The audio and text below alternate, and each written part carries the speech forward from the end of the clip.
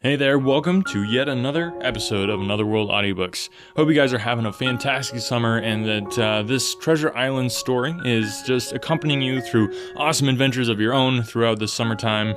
We are getting pretty close to the end. We're kind of in the final act of the book, so I'm looking for the next one to do. So if you have an idea of what book you want to hear next, hit me up, let me know. All the contact information is down linked below. Now without further ado, I give you the next two chapters of Treasure Island. 27. Pieces of 8. Owing to the cant of the vessel, the mast hung far out over the water, and from my perch on the cross-tree I had nothing below me but the surface of the bay.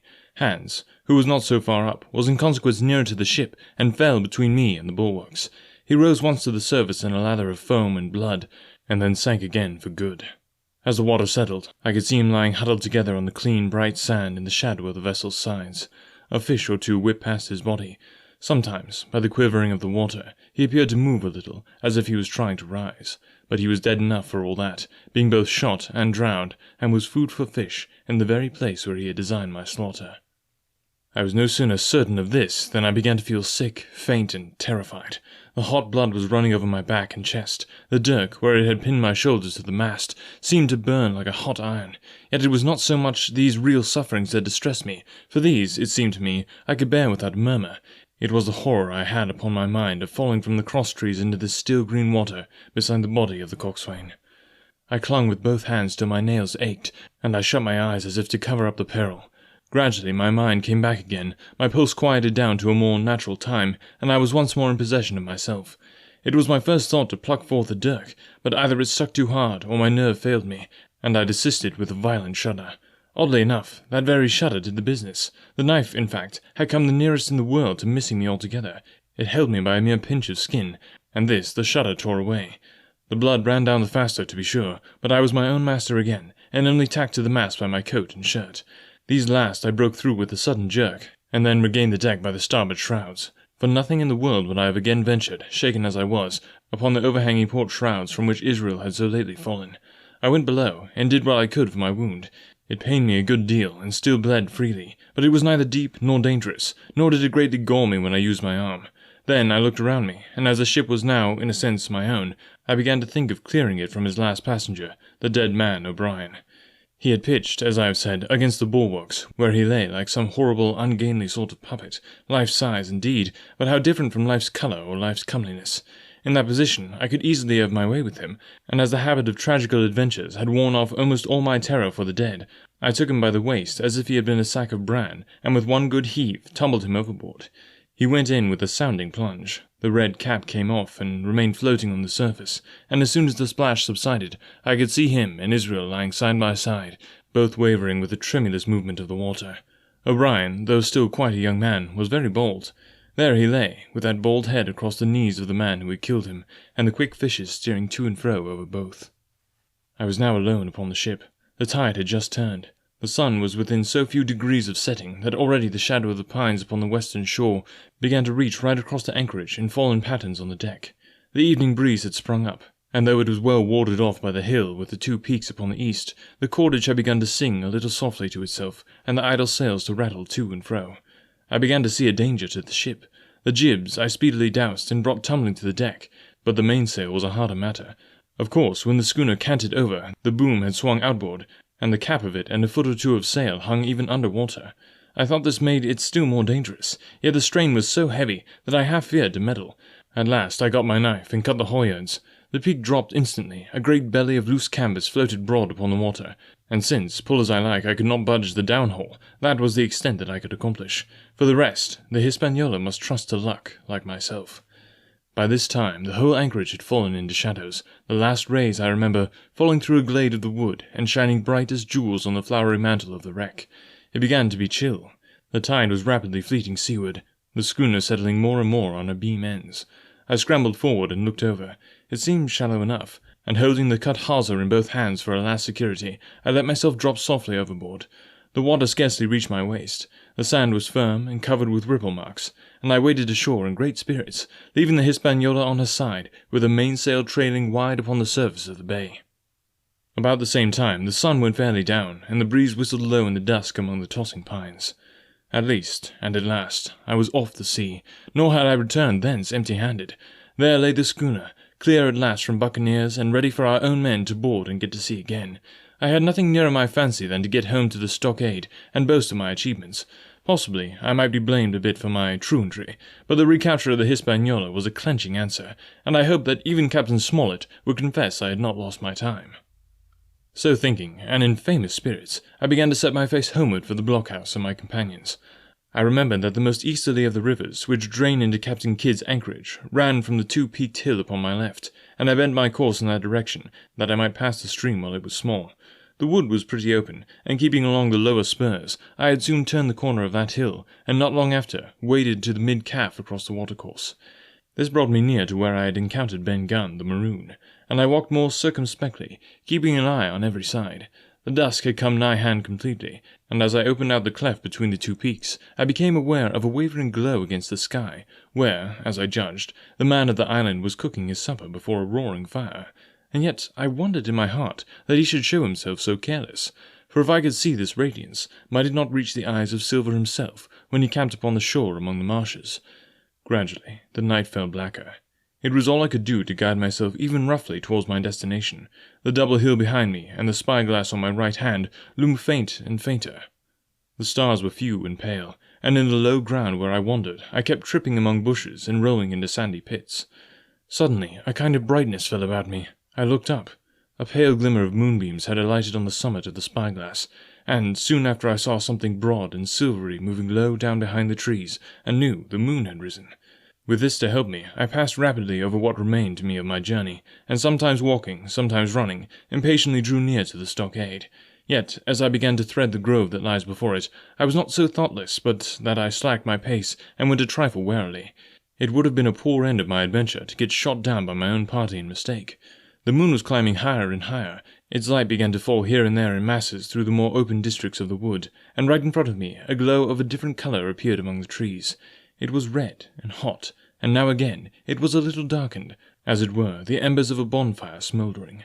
For the life of me, I could not think what it might be. At last, I came right down under the borders of the clearing. The western end was already steeped in moonshine. The rest, and the blockhouse itself, still lay in a black shadow, checked with long silvery streaks of light. On the other side of the house, an immense fire had burned itself into clear embers, and shed a steady, red reverberation, contrasted strongly with the mellow paleness of the moon. There was not a soul stirring, nor a sound beside the noises of the breeze. I stopped, with much wonder in my heart, and perhaps a little terror also. It had not been our way to build great fires. We were, indeed, by the captain's orders, somewhat niggardly of firewood, and I began to fear that something had gone wrong while I was absent. I stole round by the eastern end, keeping close in shadow, and at a convenient place, where the darkness was thickest, crossed the palisade. To make assurance surer, I got upon my hands and knees and crawled, without a sound, towards the corner of the house. As I drew nearer, my heart was suddenly and greatly lightened. It was not a pleasant noise in itself, and I have often complained of it at other times, but just then it was like music to hear my friends snoring together so loud and peaceful in their sleep. The sea-cry of watch, that beautiful "all's well," never fell more reassuringly on my ear. In the meantime, there was no doubt of one thing. They kept an infamous bad watch. If it had been Silver and his lads that were now creeping in on them, not a soul would have seen daybreak. That was what it was, thought I, to have the captain wounded, and again I blamed myself sharply for leaving them in that danger with so few to mount guard. By this time I got to the door and stood up. All was dark within, so that I could distinguish nothing by the eye.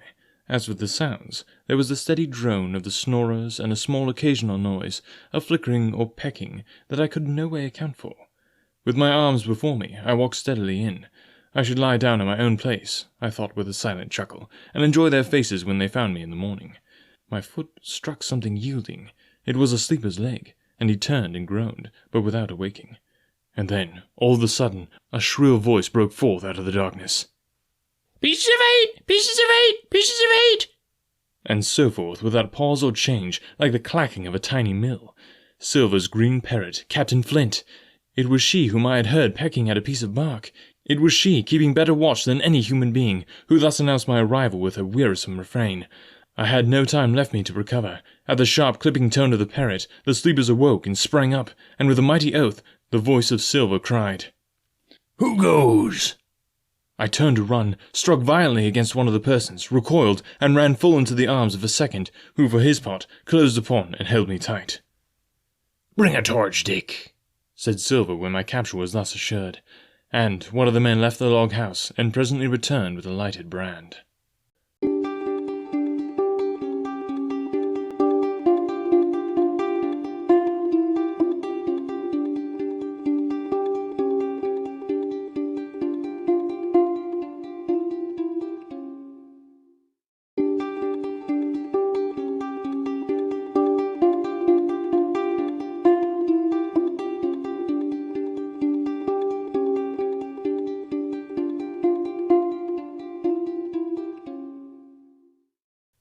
Part 6.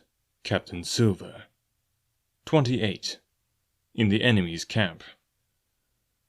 The red glare of the torch, lighting up the interior of the blockhouse, showed me the worst of my apprehensions realized. The pirates were in possession of the house and stores.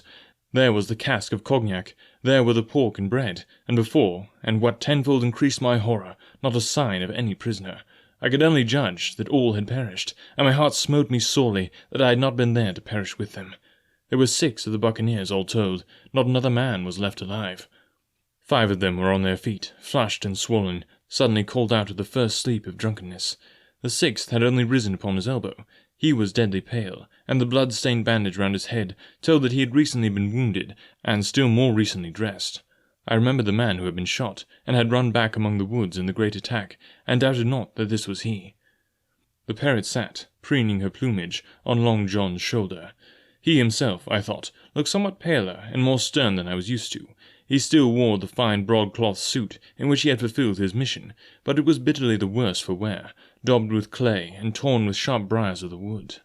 "So," said he, "here's Jim Hawkins, shiver my timbers, dropped in like well, come, I take that friendly." And thereupon he sat down across the brandy cask and began to fill a pipe.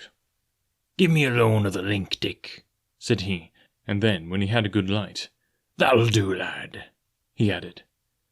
"Stick the gleam in the wood heap, and you, gentlemen, bring yourselves too. You needn't stand up for Mr. Hawkins. He'll excuse you, you may lay to that.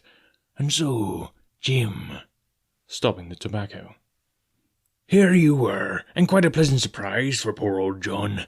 I see you were smart when first I set my eyes on you, but this here gets away from me clean it do." To all this, as may be well supposed, I made no answer. They had set me with my back against the wall, and I stood there, looking Silver in the face, pluckily enough, I hope, to all outward appearance, but with black despair in my heart.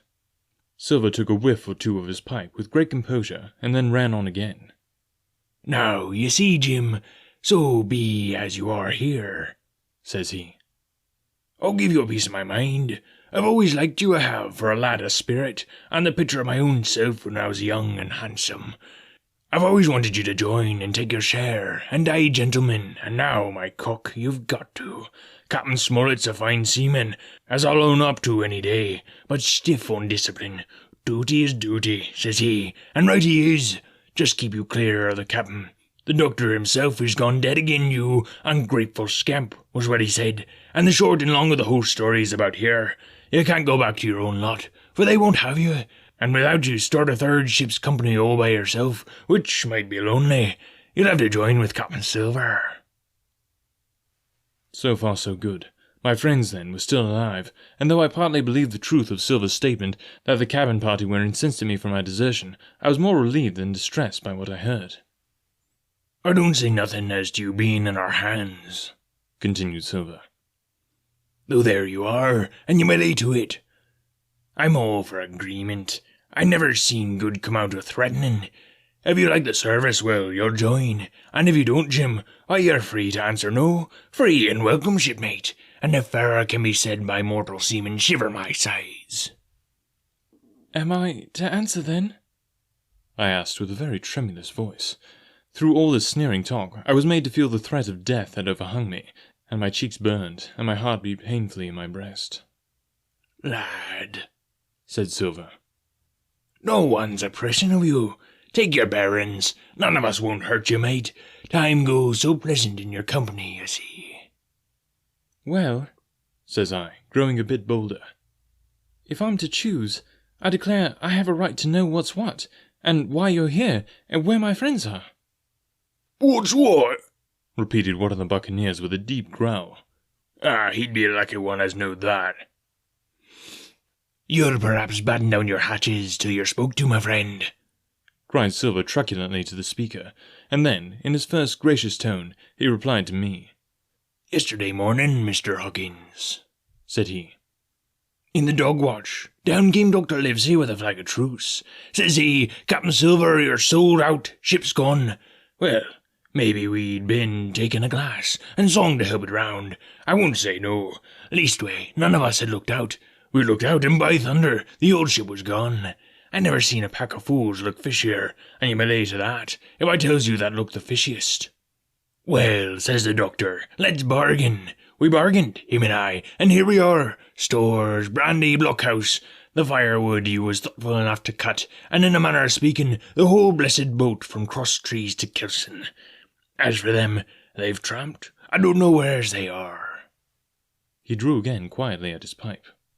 "Unless you should take it into that head of yours," he went on, "that you was included in the treaty, here's the last word that was said. 'How many are you,' says I, 'to leave?' 4, says he. 4, and one of us wounded. As for that boy, I don't know where he is, confound him," says he. "Nor I don't much care. We're about sick of him." These are his words. "Is that all?" I asked. "Well, it's all that you're to hear, my son," returned Silver. "And now I am to choose." "And now you are to choose, and you may lay to that," said Silver. "Well," said I, "I'm not such a fool, but I know pretty well what I have to look for. Let the worst come to the worst, it's little I care. I've seen too many die since I fell in with you, but there's a thing or two I have to tell you," I said, and by this time I was quite excited. "And the first is this. Here you are, in a bad way, ship lost, treasure lost, men lost, your whole business gone to wreck, and if you want to know who did it, it was I. I was in the apple barrel the night we sighted land, and I heard you, John, and you, Dick Johnson, and Hans, who is now at the bottom of the sea, and told every word you said before the hour was out.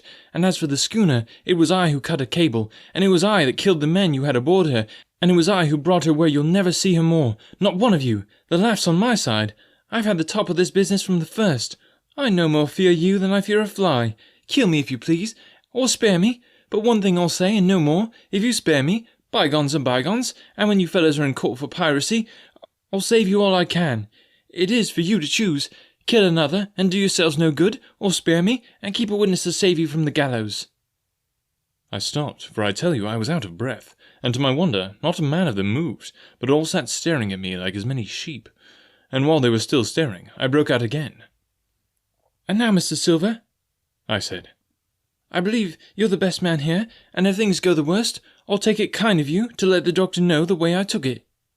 "I'll bear it in mind," said Silver, with an accent so curious that I could not, for the life of me, decide whether he was laughing at my request, or had been favourably affected by my courage.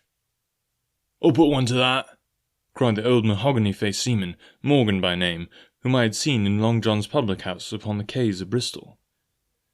"It was him that knowed Black Dog."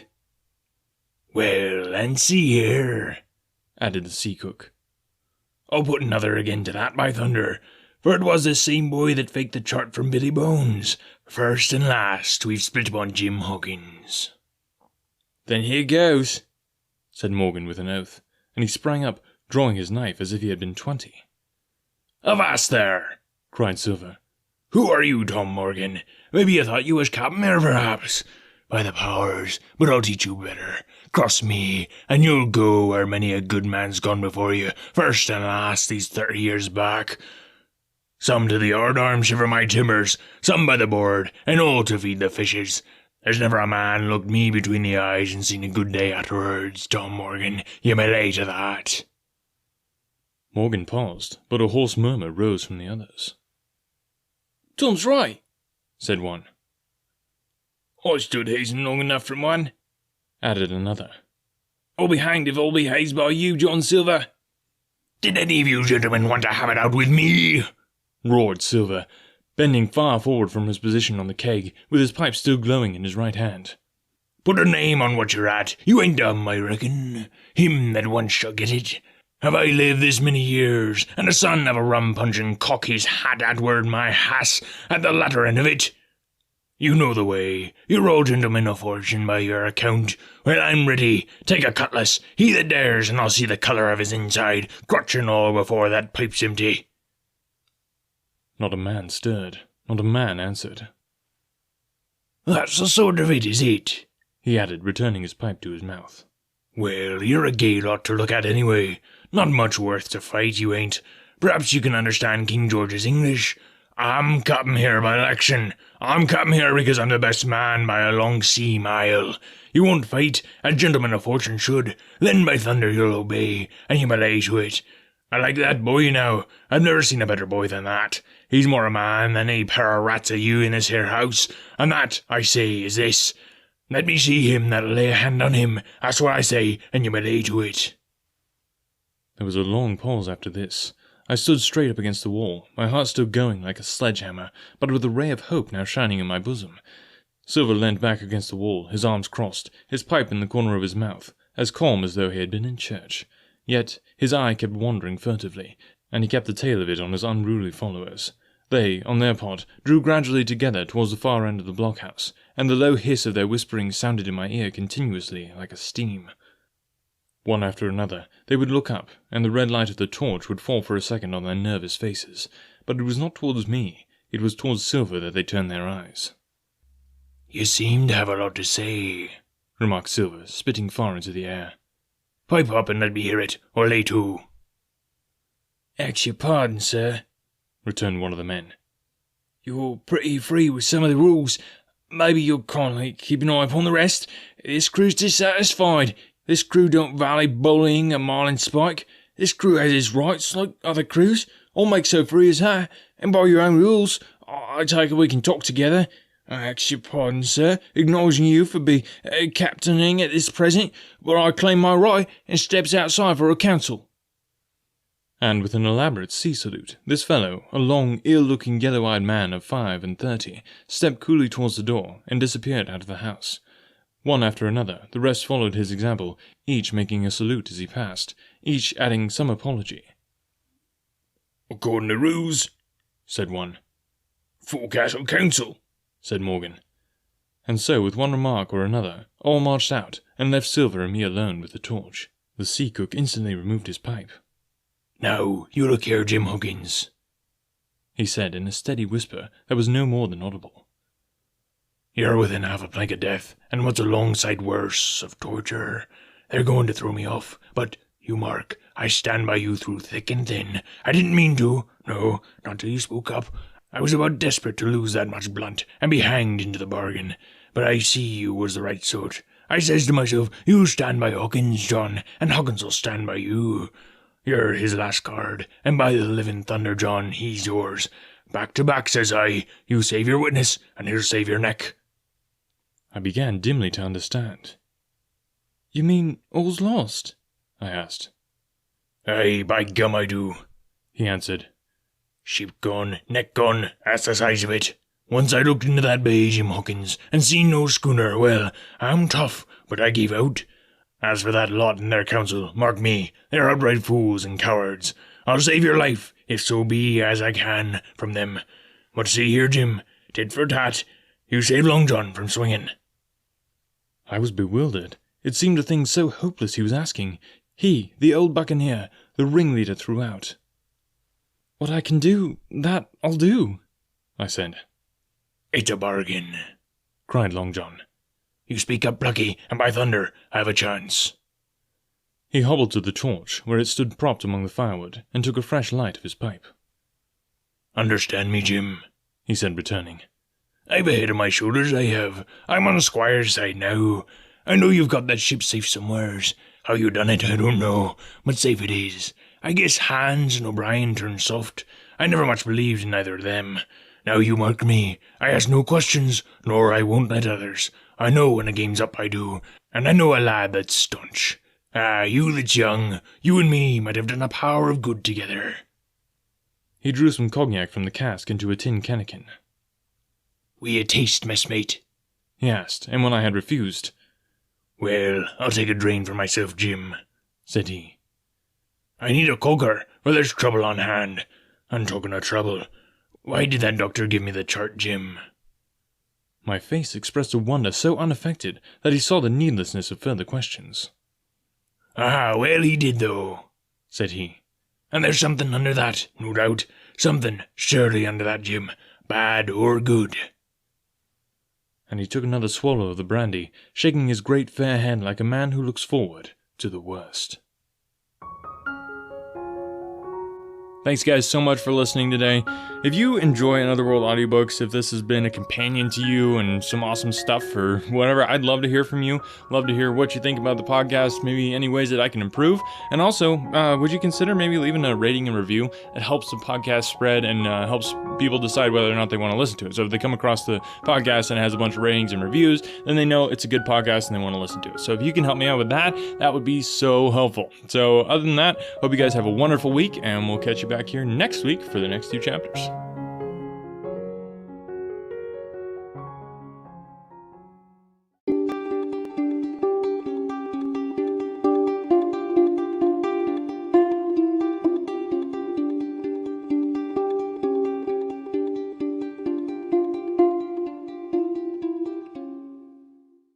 Don't worry, you aren't the only one. You aren't the only business that needs help. You aren't the only person that has a hard time finding the right help at the right price. This is where Business Bloodline becomes your bloodline to temporary and permanent staffing. Business Bloodline specializes in hiring internet workers to creatively solve problems for your business. Business Bloodline does all the vetting and only delivers candidates that make sense for your needs and at a cost that you can afford. But 60 seconds isn't enough for me to tell you why hiring through Business Bloodline is safer, cheaper, and less time consuming. We would rather show you. To get more information or a business consultation, visit businessbloodline.com. If the job can be done on a computer, Business Bloodline can find a match. Visit businessbloodline.com and tell them that you heard about it on Another World Audiobooks to get 10% off your first hire. Remember to mention that you heard about it on Another World Audiobooks to get that 10% off. businessbloodline.com.